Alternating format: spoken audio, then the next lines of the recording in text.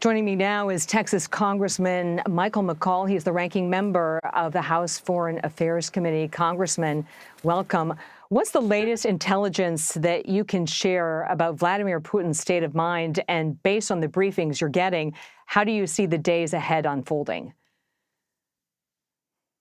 Oh, I think the worst days are coming right now. I think the hammer is going to come down. We have the 40 miles of tanks and heavy artillery. I think Putin's putting everything he has into this now. He doesn't want to lose. To your question about mental stability, we don't have a clear assessment. We know he's been isolated, during COVID. He's surrounded by his very hawkish, more, pro-military hawks. And I think that's has affected his calculations here.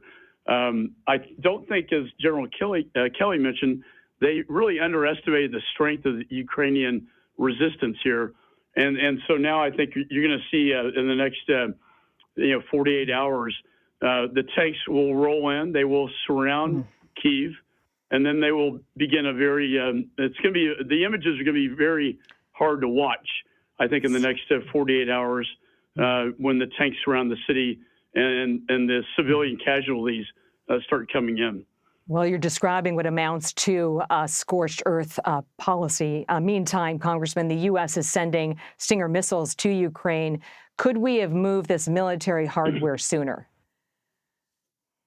Oh, absolutely. That's been my biggest criticism of this administration. I sign off on the military weapon sales in my position on Foreign Affairs Committee, and it's taken too long. They've held up the delivery of this lethal aid package.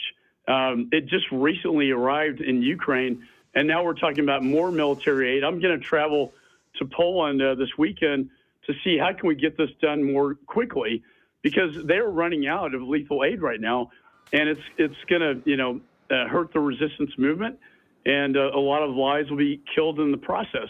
The Stinger missiles, particularly, we had that in our. We had that capability to send them Stingers, and we didn't do that until just recently. That would be the anti-aircraft. The Javelin is very important, too, to take out its anti-tank equipment to take these tanks out. This is absolutely vital right now. If we can't, they're not a NATO country, so we can't assist them actively with boots on the ground, but we can provide military assistance. And I think this administration has been too little, too late. Okay, so Congressman, I want to drill down a little further here. What have been the points of resistance to providing more military assistance to Ukraine? I think it was a political decision not to be provocative.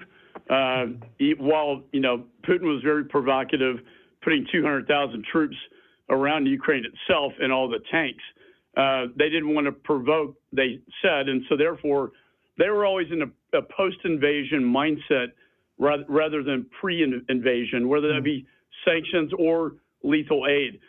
Certainly the lethal aid we should have done pre-invasion so that we could arm these heroes, courageous freedom fighters, with the weapons they now need, now that Putin is going to perform an all-out frontal assault on them.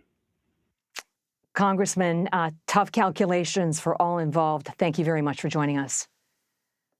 No, thanks so much, Catherine.